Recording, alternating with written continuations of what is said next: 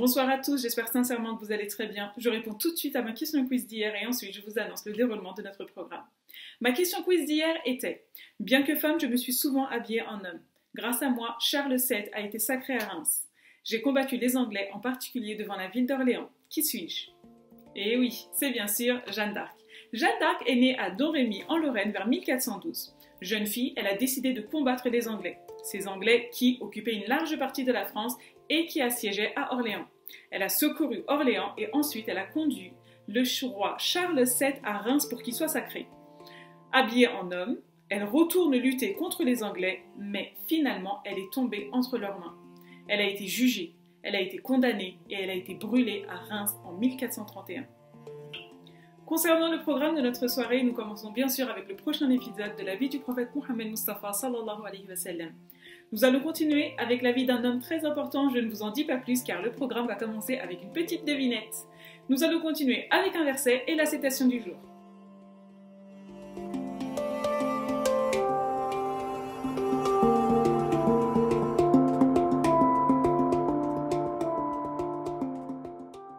L'armée Koraïchite se rapprocha des portes de Médine et furent très surpris par ce qu'ils venaient de voir. Une grande tranchée leur empêchait de continuer et de rentrer dans la ville. C'était une tranchée de 4 km de long, 6 mètres de large et 5 mètres de profond. Aucun cavalier ne pouvait la franchir. Ils étaient impressionnés par un tel mode de défense jamais vu. Comme ils n'avaient pas le choix, ils décidèrent de s'arrêter au niveau de la tranchée et ils installèrent leur tente. Maintenant, il fallait trouver une solution afin de pénétrer dans la ville de l'ennemi. Il y avait un froid glacial. Malgré cela, il fallait faire tout de son possible pour ne laisser passer aucun Koraïchite dans la ville de Médine. Pour cela, tous les hommes montaient la garde, y compris le noble prophète sallallahu alayhi wa sallam. Et ils devraient rester réunis et vigilants au cas où l'ennemi attaquerait. Quelques jours passèrent et des signes de fatigue commencèrent à s'observer dans les deux camps. Ils s'affaiblissèrent de jour en jour sans qu'il y ait une réelle évolution dans le combat. Par conséquent, les coalisés eurent l'idée d'effectuer des duels. Pour cela, ils ont envoyé leurs meilleurs combattants, Amr qui défia les hommes les plus aguerris. Celui qui accepta de combattre Amr n'était personne d'autre que le jeune cousin du prophète sallallahu alayhi wa sallam, Ali. Mohammed accepta la proposition et il donna son épée ainsi que son armure. Il l'envoyait accompagné de ses prières. À la vue de Ali, Amr n'était pas satisfait. Il s'est senti sous-estimé. Comment ils auraient pu lui envoyer un si jeune adversaire? Pas de bol, il accepta tout de même le combat. C'est qui le Tout-Puissant et celui qui décide de tout? C'est Allah, bien sûr. Ce jour-là, Allah avait décidé qu'un jeune garçon, à peine sorti de l'adolescence, réussisse à battre le plus fort des combattants de Quraysh. Cet événement a encore une fois montré aux musulmans que les invocations du prophète étaient exaucées. La faim, la fatigue et le froid étaient présents dans les deux camps, qui étaient à bout de leur force. Les mécréants mécois ont commencé à chercher des alliés à l'intérieur de Médine. Certes, ils avaient déjà leurs agents, qu'on appelle les hypocrites ou les munafiq, qui jouaient un rôle très important, notamment pour baisser la morale des musulmans. Mais ils s'allièrent également à un tribu médinois, les Banu Qurayza, qui décida de rompre le traité qui l'unissait au prophète et de rentrer en guerre contre les musulmans. À partir de maintenant, les croyants allaient se battre sur 2 fronts, nuit et jour. Mais les Koraïchites avaient oublié une chose. Les musulmans étaient accompagnés du noble prophète, qui leur donnait la lumière de la foi et qui leur enseignait la patience. Ils avaient pris leur leçon suite à la bataille d'Uhud. Ils allaient se montrer plus fermes et plus unis. Une nuit était plus spécialement difficile que les autres. Mohammed pria de longues heures dans sa tente pour que Allah éloigne ses ennemis cruels et acharnés. Soudain, l'ange Gabriel fit son apparition et annonça au prophète qu'Allah allait aider les croyants. Très heureux, Mohammed remercia Allah dans de longues prosternations. Les heures qui suivirent changèrent toute la donne. Le vent se leva et souffla de plus en plus fort, surtout du côté des mécréants qui rapidement quittèrent leur poste pour aller se réfugier dans leur tente. Cependant, bientôt leur refuge ne suffirent plus à les protéger du vent, qui se transforma soudain en une immense tempête de sable. Les tentes s'envolèrent, les animaux se sauvèrent, les hommes ne parvenaient plus à tenir en place. À bout de force et totalement effrayé, Abu Sufyan cria « Sonnez assez, je rentre à la Mecque. Que celui qui le souhaite me suive. » En quelques instants, l'armée des polythéistes déserta la plaine, abandonnant toutes leurs affaires. Ainsi, Allah venait-il de sauver les croyants après d'interminables semaines de siège. Longuement cette nuit-là, ils remercièrent Allah. 6 années avaient déjà écoulé depuis l'Hégire, la grande émigration. Le nombre de croyants ne faisait que d'accroître de jour en jour. À la suite de la victoire obtenue à la bataille des coalisés, les musulmans avaient repris confiance en eux. Et les Qurayshites n'auraient plus le courage d'attaquer la cité du messager d'Allah aussi facilement. Cependant, Mohammed et les Muhajiroun ne pouvaient pas oublier leur ville natale, la Mecque. Ils avaient hâte de pouvoir y retourner et de visiter la maison d'Allah, la Kaaba, qu'ils n'avaient pas vue depuis 6 ans maintenant. Un soir, Mohammed, la paix et la bénédiction soient sur lui, fit un rêve dans lequel il effectua une omra, un petit pèlerinage d'une semaine, avec ses compagnons. Le lendemain, il raconta immédiatement son rêve aux musulmans. Ils furent très heureux à l'idée de pouvoir rentrer à la Mecque et de pouvoir revoir la Kaaba. Ce rêve a été interprété comme une autorisation d'Allah pour le retour à la ville sacrée, la Mecque. Malgré la tension extrême persistante entre les croyants et les Qurayshites, le noble prophète invita ses compagnons à effectuer avec lui le pèlerinage mineur à la Mecque, la Omra, et leur demanda de se préparer. Il ajouta qu'ils allaient là-bas dans l'intention unique d'adorer Allah et qu'ils reviendraient.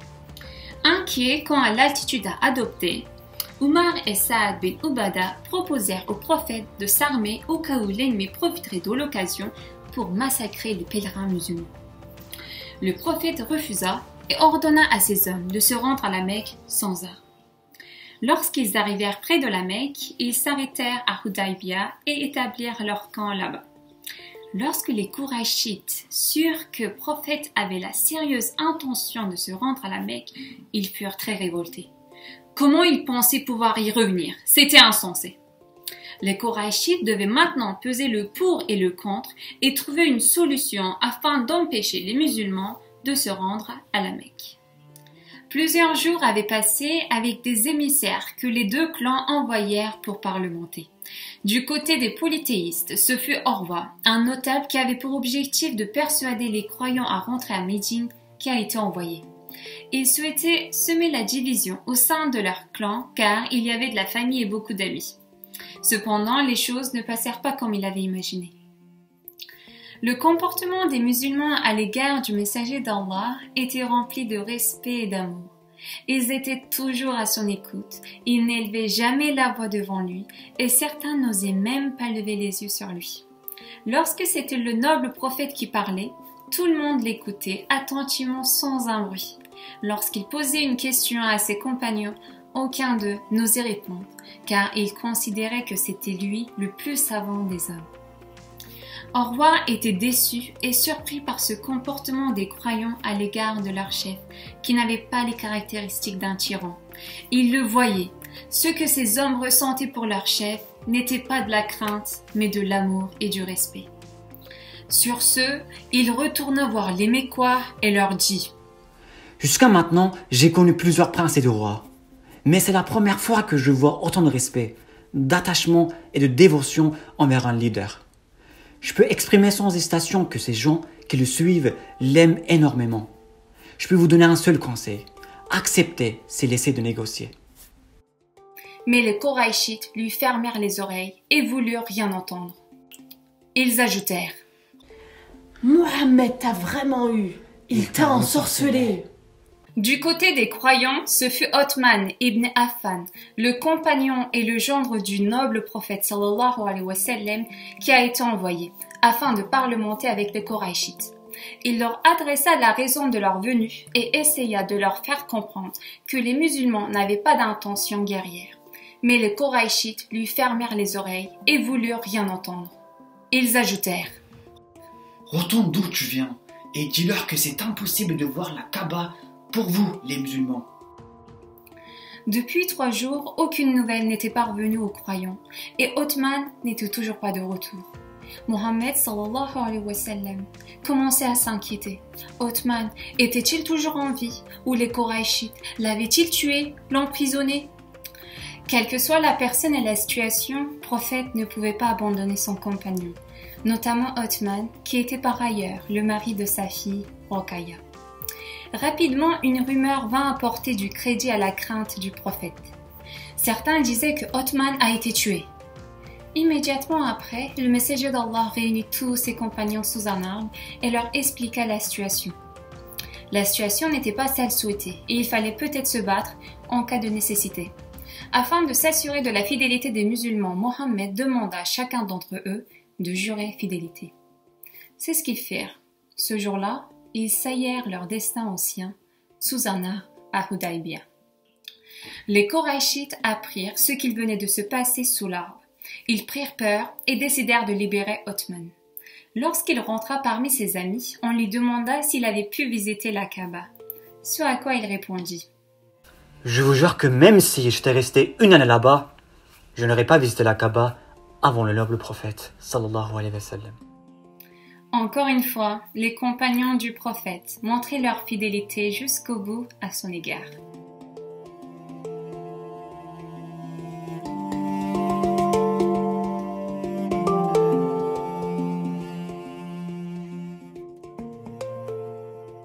Le verset que nous allons voir aujourd'hui se trouve dans la sourate Al-Araf. Et mangez des bonnes choses que nous vous avons données.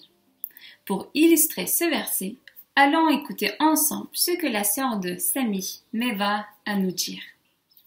Après avoir joué dans le jardin durant des heures avec son frère Sami, Meva rentrait à la maison pour le repas du soir. Elle avait trop faim. Elle avait hâte de manger. Elle s'est lavé rapidement les mains et elle a couru vers la table. Cependant, lorsqu'elle s'approcha de la table, elle était déçue par ce qu'elle venait de voir. Sa grand-mère avait préparé un repas équilibré. Du poisson, des légumes et du riz. Youpi! Tout ce qu'elle n'aimait pas. Dégoûtée, elle repousse son assiette et elle affirme: Moi, je veux manger une pizza. Je déteste le poisson et les légumes. Je ne les mangerai pas. Sami avait compris la situation. Il fallait qu'il ressorte le discours que sa grand-mère lui avait fait il y a quelques années maintenant. Meva, tu ne dois pas dire comme ça. Est-ce que tu préfères manger ce qui est bien pour ta santé et qui va t'aider à grandir, ou tu préfères manger ce qui va te rendre malade? Mais c'est seulement une pizza. Comment je peux tomber malade en la mangeant? Tu le deviendras à force d'en manger. Ce corps que tu as, c'est Allah qui te l'a donné. Et il faut que tu en prennes soin. Allah nous offre plein de bonnes choses dont nous pouvons nous nourrir. Tu es assez grande pour prendre tes propres décisions maintenant. À toi de jouer. Meva avait compris. Sans ce corps, elle ne pourrait ni courir, ni dessiner, ni jouer avec son frère. Il fallait en prendre soin et le nourrir de bonne nourriture. Suite à cela, elle a repris son assiette et a commencé à manger. Et elle ajouta: ce n'est pas si mal que ça finalement. Mais je préfère toujours la pizza. Voici Meva. Elle aimait manger gras, mais elle a compris que ce n'était pas bien pour sa santé. Elle a donc commencé à manger équilibré pour prendre soin de son corps. Soyez comme Meva.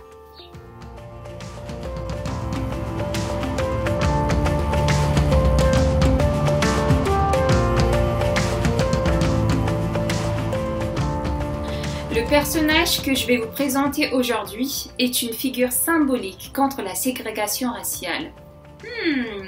Qui est-ce qu'il peut être? Je vous donne quelques secondes pour laisser vos réponses dans les commentaires. Allez. Tic-toc, tic-toc, tic-toc, tic-toc. Allez, je vous donne un autre indice. Si je vous dis I have a dream ou j'ai un rêve en français, à qui vous pensez? Encore quelques secondes. Allez, je vous donne la réponse. Si vous pensez à Martin Luther King, vous avez gagné. Bravo! Martin Luther King est né le 15 janvier 1929 à Atlanta d'une mère institutrice et d'un père pasteur, tous deux afro-américains. Plus tard, il suivra le même chemin que son père pour lui aussi devenir pasteur baptiste. Il grandit dans le sud des États-Unis, un lieu connu pour un racisme extrême avec des règles qui séparent les Noirs des Blancs même après l'abolition en 1865. Il s'en rend lui-même compte dès son plus jeune âge, quand le père d'un ami blanc les empêcha de se voir pour jouer ensemble. La famille Luther King avait assez d'argent pour permettre à leur fils de pouvoir étudier dans le nord du pays, à Boston. Martin était un élève très doué qui obtient son doctorat à l'âge de 26 ans. Lors de ses études, il découvre la pensée d'un sage indien, se nommant Gandhi, qui défend la non-violence. Il trouve cette pensée très juste et décide de prôner celle-ci en dénonçant les injustices faites aux personnes noires de manière totalement pacifique. C'est après ces réflexions qu'il choisit de devenir prêtre pour avoir la parole libre face à une tribune qui sera à son écoute. Le 1er décembre 1955, Martin Luther King obtient un poste dans le sud des États-Unis, plus précisément à Montgomery. Il décide d'emmener sa famille qu'il avait fondée dans le Nord. À son arrivée, il entend parler de l'affaire de la fameuse Rosa Parks, une femme noire qui ne cède pas sa place dans le bus à une personne de couleur blanche. Les personnes noires font alors appel à l'organisation d'un boycott contre les bus. Il trouve cet acte très brave et le soutient.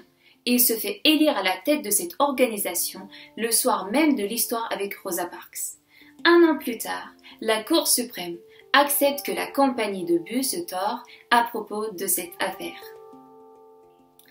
Après la victoire de ce procès, Martin Luther King met en place une organisation américaine majeure du mouvement des droits civiques basée à Atlanta, SCLC, Southern Christian Leadership Conference, conférence des leaders chrétiens du Sud. Luther King avait toujours foi en la non-violence que prônait Gandhi. Il décide alors d'étendre à l'ensemble du pays sa lutte pour les droits civiques des Noirs. Mais pendant 5 années, il eut droit à tout type de violence faite par ses adversaires. Il a été accusé de fraude fiscale, il s'est fait passer à tabac par la police, ils ont tenté de l'assassiner et il se fait arrêter plusieurs fois. Mais face à toutes ces méchancetés, il eut le soutien du président Kennedy qui le fait libérer de prison. Le 28 août 1923, Martin tient un discours intitulé « I have a dream ». J'ai un rêve, devant plus de 25 000 personnes. Son rêve est celui d'une Amérique fraternelle où blancs et noirs se retrouveraient unis et libres. C'est ainsi qu'il lance un appel pour une Amérique où tous les hommes partageraient les mêmes droits avec justice et dans la paix. La violence des forces de l'ordre et l'harcèlement des ségrégationnistes face aux luttes pacifiques engendrent une vague de sympathie au sein de l'opinion publique pour le mouvement des droits civiques. Son discours ayant affecté beaucoup de personnes, il en devient un hymne à la solidarité et à l'espoir d'entente dans toutes les communautés. Plus les années passaient, plus Martin Luther King perdait la puissance de son influence. Il resta tout de même près du président Johnson lors du vote au droit d'acte qui avait pour objectif de garantir aux citoyens une égalité civique en 1965. C'est le 4 avril 1968 qu'il se fait assassiner dans le balcon de sa chambre d'hôtel alors qu'il était sur le point d'organiser une nouvelle marche contre la pauvreté. Malgré sa mort, son influence déteint jusque notre époque. Il permit à davantage de personnes de prôner comme lui et Gandhi à la non-violence et devint donc un homme ayant marqué l'histoire d'une façon inoubliable. Un demi-siècle plus tard, Martin Luther King demeure le visage de la lutte pour les droits des Afro-Américains. Et pour cause, ce dernier a passé sa vie à agir pour l'égalité politique et économique de façon non violente.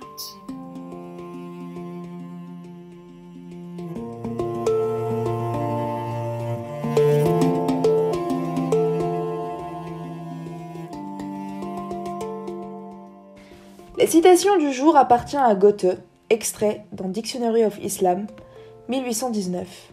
Aussi souvent que nous le lisons le Coran, au départ et à chaque fois, il nous repousse, mais soudain il séduit, étonne et finit par forcer notre révérence. Son style, en harmonie avec son contenu et son objectif, est sévère, grandiose, terrible, à jamais sublime. Ainsi ce livre continuera d'exercer une forte influence sur les temps à venir. Goethe est un célèbre romancier, dramaturge, poète, théoricien de l'art et homme d'État allemand de la fin du XVIIIe siècle et du début du XIXe siècle. Ce dernier portait un grand intérêt à l'islam et faisait souvent part du grand respect qu'il éprouvait envers cette religion et son prophète. Mais il faut rappeler que Goethe avait traduit la pièce Mahomet ou le fanatisme de Voltaire, qui dressa une représentation falsifiée du prophète. Cependant, par la suite, il affirma son regret et se sentit coupable d'avoir eu à traduire cette œuvre. Le romancier se plaint également de la présentation néfaste faite de l'islam dans les sociétés occidentales, et ainsi, au fil des années, Goethe va s'intéresser de plus en plus à l'islam en lisant le Coran ou en s'intéressant à la vie du prophète, et va de cette manière avoir ses propres opinions sur cette religion, dont il sera admiratif. Il affirmera même, je cite, « C'est dans l'islam que je trouve le mieux exprimer mes propres idées ». Tout comme dans cet extrait, il déclare être fasciné par le Coran. Il met ici en avant la splendeur de ce livre saint. Il illustre le tout par des termes très élogieux. En effet, le noble Coran est descendu sur terre pour en être un guide pour l'humanité. Il est considéré par les croyants comme étant la parole d'Allah et a été révélé au dernier prophète Mohammed, que la paix et la bénédiction de Dieu soient sur lui, par l'intermédiaire de l'ange Gabriel. Son style unique, sa rhétorique propre, son aspect universel, son contenu sont de véritables miracles. Il est tout d'abord inimitable, c'est ainsi que le prophète autrefois avait défié tout le monde de reproduire son pareil, s'il le pouvait. Aucun humain n'y est arrivé. C'est un livre complet, répondant à tous les problèmes de l'humanité. Il recueille aussi bien des données historiques, scientifiques, juridiques, économiques, etc. La perfection à l'état pur, annonçant à la fois des événements à venir, décrivant les secrets de la nature, appelant l'humain sur le droit chemin, affirmant les besoins individuels et humains de l'homme, et bien d'autres éléments qui ne peuvent nous venir à l'esprit. Et surtout, c'est un livre descendu il y a 14 siècles, mais qui ne perd jamais son actualité et son universalité. Il est compatible à toutes les civilisations, à toutes les époques, à tous les régimes. Les révolutions, les bouleversements, rien n'a d'effet sur lui. Son influence, sa force, perdurent dans le temps. C'est cela qui explique le caractère surhumain de l'esprit coranique. Un tel exploit n'est humainement pas possible. Goethe met bien en évidence tout cela en quelques mots, en affirmant notamment que ce livre allait continuer d'exercer une forte influence sur les temps à venir. Les lueurs du savoir sont terminées pour aujourd'hui, mais nous serons avec vous demain ici sur notre chaîne YouTube. Pour terminer, je vous pose ma question quiz. Pourquoi parfois a-t-on des fourmis dans les mains ou les pieds? À vous d'y réfléchir.